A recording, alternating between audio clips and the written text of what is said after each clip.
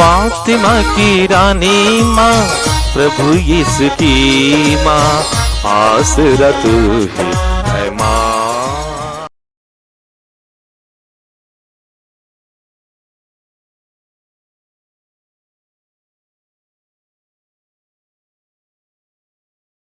पहला पाठ नबी यिर्मयाह का ग्रंथ, अध्याय 26, पद संख्याएं 11 से 16 और 24 तक। याजकों और नबियों ने शासकों और समस्त जनता से कहा, यह व्यक्ति प्राणदंड के योग्य है। उसने इस नगर के विरुद्ध भविष्यवाणी की है, जैसा कि आपने अपने कानों से सुना है। किंतु यिर्मयाह ने शासकों और समस्त जनता से कहा, तुम लोगों ने इस मंदिर और इस नगर के विरुद्ध जो भविष्यवाणी सुनी है, मैंने उससे प्रभु के आदेश अनुसार घोषित किया है। इसलिए अपना आचरण सुधारो, अपने प्रभु ईश्वर की बात सुनो, जिससे उसने जो विपत्ति भेजने की धमकी दी है, वह उसका विचार छोड़ दे। मैं तो तुम्हारे वश में हूँ, जो उचित और न्याय संगत समझते हो वही मेरे साथ करो। किंतु यह अच्छी तरह समझ लो कि यदि तुम मेरा वध करोगे तो तुम अपने पर इस नगर और उसके निवासियों पर निर्दोष रक्त बहाने का अपराध लगाओगे, क्योंकि प्रभु ने ही तुम्हें यह सब सुनाने मुझे तुम्हारे पास भेजा है। इस पर शासकों और समस्त जनता ने याजकों और नबियों से कहा, यह व्यक्ति प्राणदंड के योग्य नहीं है। वह हमारे प्रभु ईश्वर के नाम पर हमसे बोला है। सफान के पुत्र अहीकाम ने यिर्मयाह की रक्षा की और उसे लोगों के हाथ नहीं पड़ने दिया, जो उनका वध करना चाहते थे। प्रभु की वाणी। ईश्वर को धन्यवाद। भजन अनुवाक्य। हे प्रभु, यही उपयुक्त समय है, तू मेरी सुनने की कृपा कर। हे प्रभु, यही उपयुक्त समय है, तू मेरे सुनने की कृपा कर। मुझे दलदल से बचने से बचा, मुझे दलदल में फंसने से बचा। बैरियों से मेरी रक्षा कर, मुझे गहरे जल से बचा। लहरें मुझे डुबा कर ना ले जाए, अथाह गर्त मुझे निगलने ना पाए। अनुवाक्य। हे प्रभु, यही उपयुक्त समय है, तू मेरी सुनने की कृपा कर। हे प्रभु, यही उपयुक्त समय है, तू मेरे सुनने की कृपा कर। हे ईश्वर, मैं निसहाय और दुखी हूँ, तेरी कृपा मुझे ऊपर उठाए। मैं गाते हुए ईश्वर की स्तुति करूँगा, मैं धन्यवाद देते हुए उसका गुणगान करूँगा। अनुवाक्य। हे प्रभु, यही उपयुक्त समय है, तू मेरी सुनने की कृपा कर। हे प्रभु, यही उपयुक्त समय है, तू मेरे सुनने की कृपा कर। दीनहीन यह देखकर आनंदित हो उठेंगे, प्रभु भक्तों में नवजीवन का संचार होगा, क्योंकि प्रभु दरिद्रों की पुकार सुनता है वह अपनी पराधीन प्रजा का तिरस्कार नहीं करता। अनुवाक्य: हे प्रभु, यही उपयुक्त समय है, तू मेरी सुनने की कृपा कर। हे प्रभु, यही उपयुक्त समय है, तू मेरी सुनने की कृपा कर। जय घोष। हालेलुया। धन्य है वे जो धार्मिकता के कारण अत्याचार सहते हैं, स्वर्ग राज्य उन्हीं का है। हालेलुया। प्रभु आप लोगों के साथ हो और आपकी आत्मा के साथ। संत मत्ती के अनुसार पवित्र सुसमाचार। हे प्रभु, तेरी महिमा हो। अध्याय 14 और संख्याएं 1 से 12 तक। उस समय राजा हेरोद यीशु की चर्चा सुनने लगा और उसने अपने दरबारियों से कहा, यह यूहन्ना बपतिस्ता है, वह जी उठा है, इसलिए वह ये महान चमत्कार दिखा रहा है। हेरोद ने अपने भाई फिलिप की पत्नी हेरोदियस के कारण यूहन्ना को गिरफ्तार किया और बांधकर बंदी गृह में डाल दिया था, क्योंकि यूहन्ना ने उससे कहा था, उसे रखना आपके लिए उचित नहीं है। हेरोद यूहन्ना को मार डालना चाहता था, किंतु वह जनता से डरता था, क्योंकि वह यूहन्ना को नबी मानती थी। हेरोद के जन्म दिवस के अवसर पर हेरोदियस की बेटी ने अतिथियों के सामने नृत्य किया और हेरोद को इतना मुग्ध कर लिया कि उसने शपथ खाकर वचन दिया, जो भी मांगो मैं तुम्हें दे दूंगा।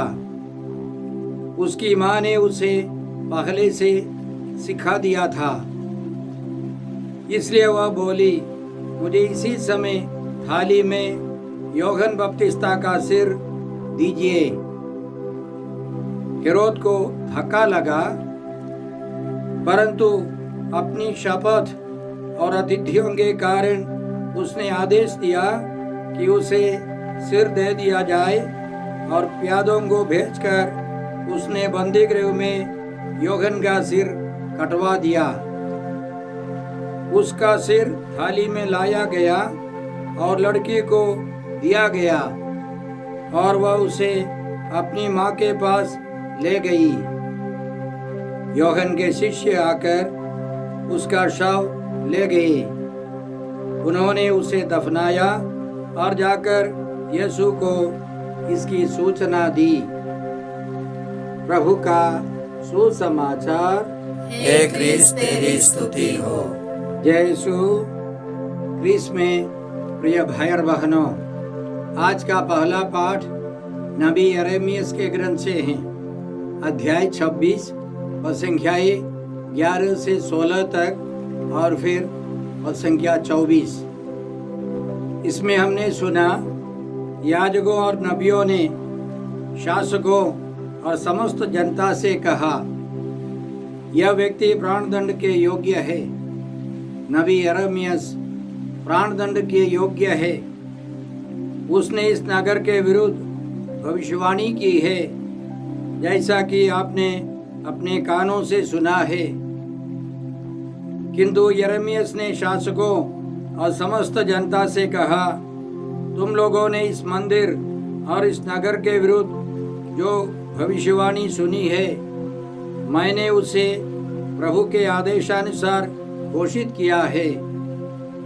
नबी ने अपनी मर्जी से नहीं कहा है, ईश्वर के आदेश के अनुसार नबी ने भविष्यवाणी की है। इसलिए नबी का कहना था, अपना आचरण सुधारो, अपने प्रभु ईश्वर की बात सुनो, जिससे उसने जो विपत्ति भेजने की धमकी दी है वह उसका विचार छोड़ दे। जीवन को सुधारना है, यह नबी का आग्रह है, ईश्वर की इच्छा है। और नबी ने यह भी स्वीकार किया, मैं तो तुम्हारे वश में हूँ, जो उचित और न्याय संगत समझते हो वही मेरे साथ करो। किंतु यह अच्छी तरह समझ लो कि यदि तुम मेरा वध करोगे तो तुम अपने पर, इस नगर और उसके निवासियों पर निर्दोष रक्त बहाने का अपराध लगाओगे, क्योंकि प्रभु ने ही तुम्हें यह सब सुनाने मुझे तुम्हारे पास भेजा है। वास्तव में नबी यिर्मयाह को इसी तरह बहुत बार अन्याय अत्याचार सहना पड़ा, और नबी की बात सुनकर वहाँ के शासकों और समस्त जनता ने इस प्रकार कहा, यह व्यक्ति प्राणदंड के योग्य नहीं है। वह हमारे प्रभु ईश्वर के नाम पर हमसे बोला है। अच्छा हुआ कि वहाँ के लोग ईश्वर की बात मानने के लिए तैयार हो गए, और इसीलिए हम पढ़ते हैं, शाफान के पुत्र अहीकाम ने यिर्मयाह की रक्षा की और उसे लोगों के हाथ नहीं पड़ने दिया जो उनका वध करना चाहते थे। भाई और बहनों, हर एक व्यक्ति यिर्मयाह के समान जो न्याय के लिए खड़ा है, उसे बहुत अन्याय अत्याचार सहना होगा, लेकिन प्रभु अपने भक्तों की रक्षा करता है। स्तोत्र 91 में ईश्वर वादा करता है, वह मेरा भक्त है इसलिए मैं उसका उद्धार करूंगा। वह मेरा नाम जानता है इसलिए मैं उसकी रक्षा करूंगा। यदि वह मेरी दुहाई देगा तो मैं उसकी सुनूंगा। मैं संकट में उसका साथ दूंगा और उसका उद्धार कर उसे महिमान्वित करूंगा। मैं उसे दीर्घायु प्रदान करूंगा और उसे अपने मुक्ति विधान के दर्शन कराऊंगा। ईश्वर अपने भक्तों का उद्धार करता है, अपने भक्तों की रक्षा करता है। इसलिए आज के स्तोत्र में स्तोत्रकार का कहना इस प्रकार है, मुझे दलदल में फंसने से बचा, बैरियों से मेरी रक्षा कर, मुझे गहरे जल से बचा, लहरें मुझे डुबाकर ना ले जाए, अथाह गर्त मुझे निगलने ना पाए। हे ईश्वर, मैं निसहाय और दुखी हूँ, तेरी कृपा मुझे ऊपर उठाए। मैं गाते हुए ईश्वर की स्तुति करूँगा, मैं धन्यवाद देते हुए उसका गुणगान करूँगा। ये सब हर एक ख्रीस्त भक्त के लिए आशा देने वाले वचन है। इसलिए हम नबी यिर्मयाह के समान जीवन बिताए, ईश्वर की इच्छा और नियमों के अनुसार जीवन बिताने की कृपा मांगे। आज के सुसमाचार में एक हत्यारे राजा हेरोद के जन्म दिवस और उस पर आधारित समारोह के बारे में, साथ साथ उसी दिन एक महान नबी यूहन्ना बपतिस्ता की शहादत का दिन है। राजा हेरोद ने अपनी पत्नी को छोड़कर अपने भाई फिलिप की पत्नी हेरोदियस को अपनी पत्नी के रूप में स्वीकार किया था। इसलिए यूहन्ना ने जाकर उसको समझाया था, उसे रखना आपके लिए उचित नहीं है। लेवी ग्रंथ अध्याय 18 पद संख्या 16 में मूसा का नियम है, अपने भाई रहते हुए उसकी पत्नी का शील भंग नहीं करना है, यह घोर अपराध है। यह सुनकर हेरोद और उसकी पत्नी हेरोदियस ने यूहन्ना को मार डालना चाहा। हेरोद के जन्म दिवस के अवसर पर हेरोदियस की बेटी ने नृत्य किया और राजा को और अन्य लोगों को मोहित किया।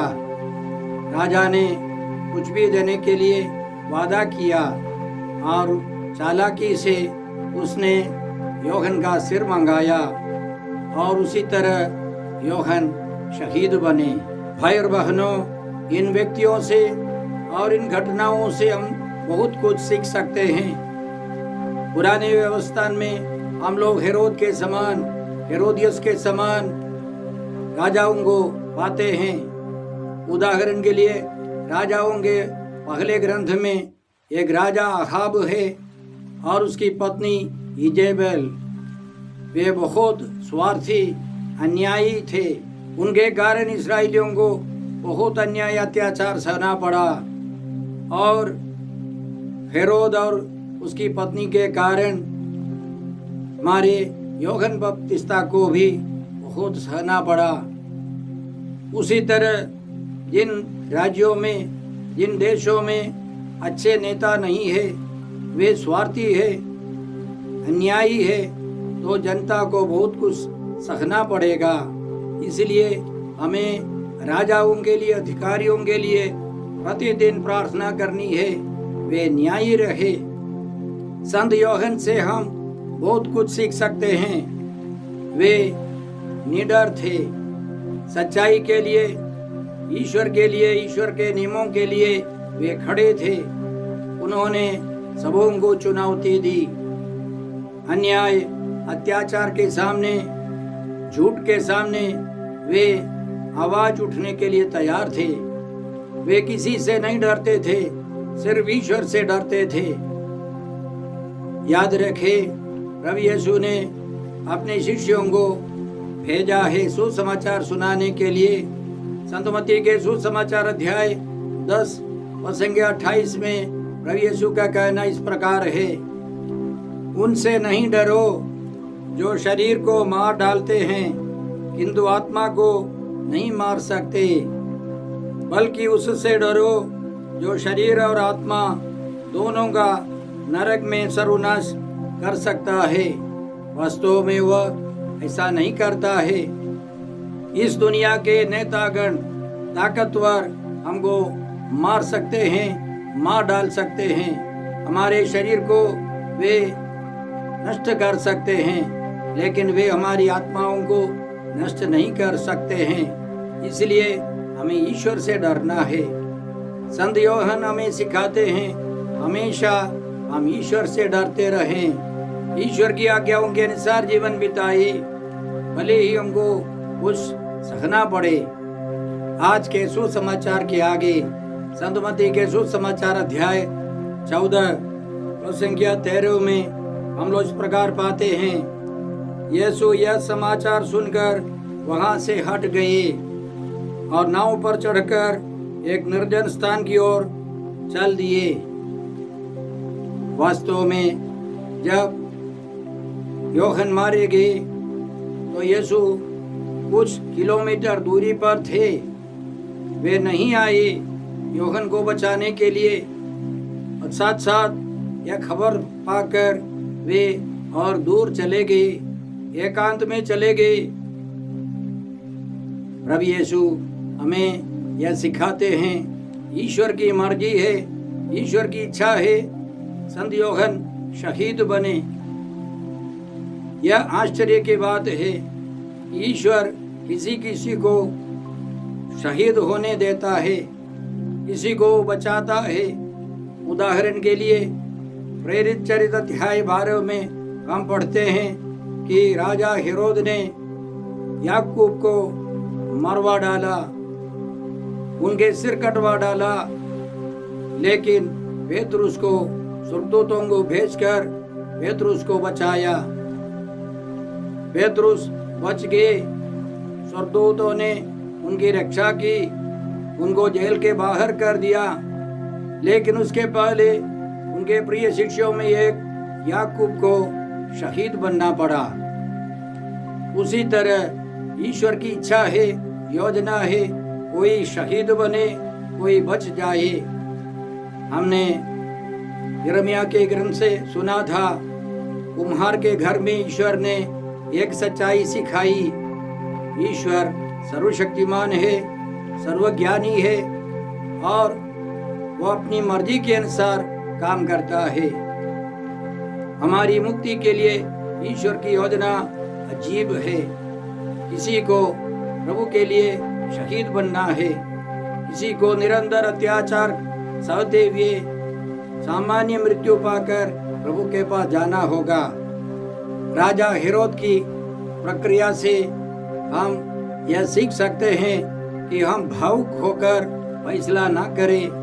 जब हमारे मन में बहुत सारी चिंताएं हैं, डर भय है, दुख है, गुस्सा है, तो हमको फैसला नहीं करना है। और जब हमारे सामने कोई इसी तरह बहुत भावुक होकर फैसला सुनाता है तो हमको उसको सीरियसली नहीं लेना है। संत इग्नासियुस हमको सिखाते हैं कि जब हम लोग बुरे विचारों से, बुरी भावनाओं से गुजरते हैं, उस समय कोई डिसीजन, फैसला नहीं करना है, फैसला नहीं लेना है।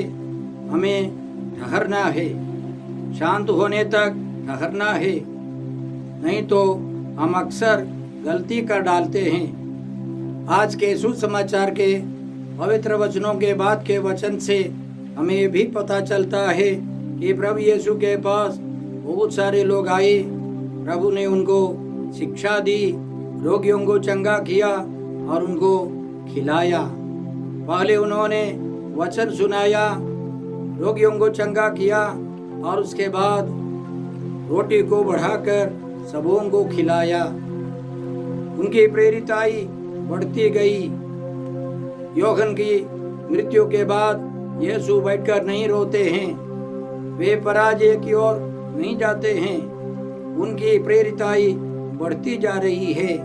इसलिए प्रभु यीशु हमको सिखाते हैं, कभी कभी हमको पराजय का अनुभव होता है, हमें और जोर जोर से प्रभु की स्तुति आराधना करनी है, प्रभु की सेवा करनी है, प्रभु से जुड़े रहना है।